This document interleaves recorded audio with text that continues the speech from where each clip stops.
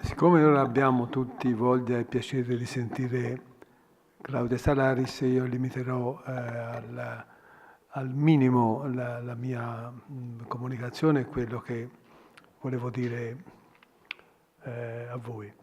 Intanto con un ringraziamento particolare all'Accademia Nazionale di San Luca e al professor Moschini, che per la seconda volta ospita la presentazione di volumi della collana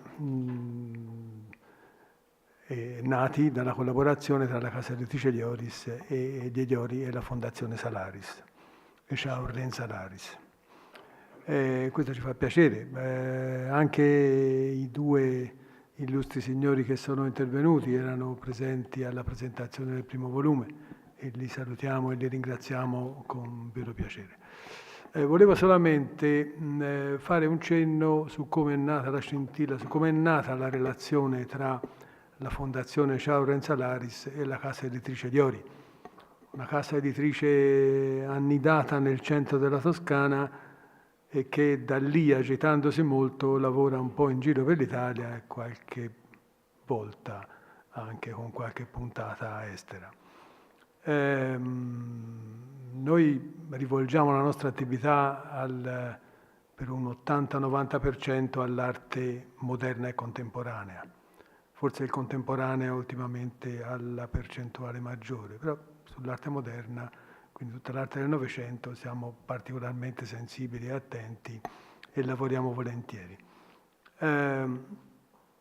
Sempre impegnati sul fronte del reperimento delle risorse per sostenere i progetti editoriali che cerchiamo di portare avanti. Questa è questione essenziale, ineludibile e che è condizione perché le cose si realizzino. Nello stesso tempo, occasionalmente, non troppe volte l'anno, perché non ce lo potremmo permettere, scegliamo di sostenere, di portare avanti progetti editoriali che non hanno sostegno esterno da parte di nessuno. La collaborazione nata con la Fondazione Shaurlen Salaris ha queste caratteristiche, cioè i volumi che noi realizziamo, il secondo volume di questa, diciamo, collana, il cui piano dell'opera è inserito nel risvolto, nel risguardo anche di questo volume, quindi fanno parte di un'opera per la quale non sono stati cercati sostegni esterni.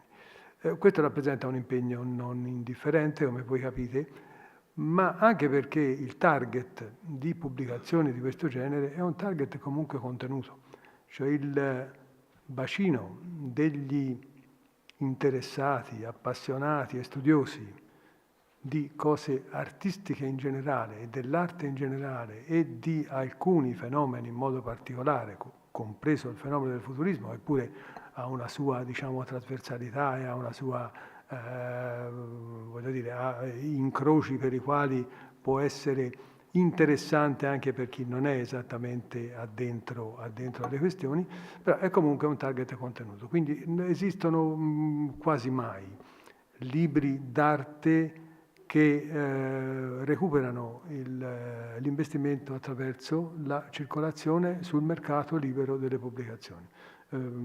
Se non in alcuni casi si può capire, ma insomma non sono molti. Quindi di questo libro, così come del primo, noi, lo dico senza mezzi termini, siamo particolarmente orgogliosi. Siamo lieti che questo secondo libro esista e in questo periodo siamo ovviamente massicciamente impegnati a favorirne la conoscenza e la distribuzione. Il bellissimo articolo di 2 pagine al quale Dierna ha fatto riferimento prima, uscito su Repubblica, per merito suo posso dire, è un qualcosa di importante. Vabbè, il presupposto viene da lei, ovviamente, però il merito di aver voluto, diciamo, far uscire un articolo che si notava anche per ampiezza, per evidenza, con una ricchezza di immagini, no? Comune, è qualcosa. Il primo volume ebbe una rassegna stampa notevole. Siamo impegnati a cercare di favorire anche il fatto che il secondo abbia una rassegna stampa altrettanto buona, altrettanto ampia, altrettanto vasta. Ma la scintilla, ecco, e con questo poi lasciamo la parola volentieri a Claudia. La scintilla è nata da un incontro su una pubblicazione che riguardava Pablo Echaurren per una mostra a Siena, e allora l'incrocio con la nostra casa editrice per realizzare quel volume a cui il Comune di Siena aveva affidato la realizzazione del volume. Qui si sono incontrate persone con sensibilità, diciamo, analoga, con molte affinità, il che poi ha consentito di portare avanti, cioè di fare tutte le valutazioni del caso, ma di portare avanti e di far scattare questo progetto.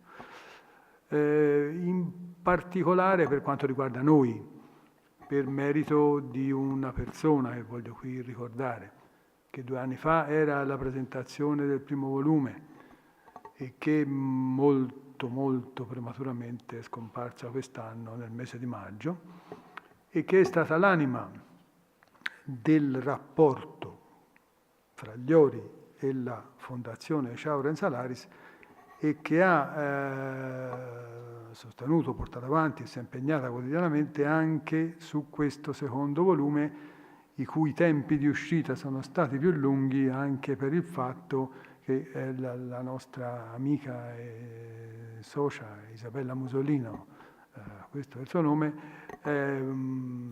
si era ammalata e poi ci ha lasciato, ripeto, nel mese di maggio scorso.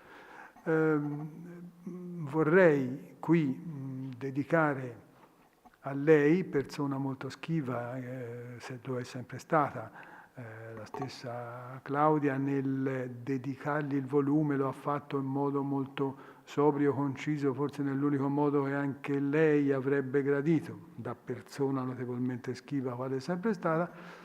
Vorrei rivolgere un ricordo particolarmente affettuoso, ma al di là degli aspetti del legame all'interno della società, anche su un piano professionale carico di stima immensa, di grande gratitudine per il lavoro che ha fatto insieme a noi, con noi e per noi, e quindi è con piacere e con il dispiacere di averla perduta, diciamo, ma è con piacere che ci ricorderemo sempre della sua esistenza, della sua presenza al nostro interno. Grazie.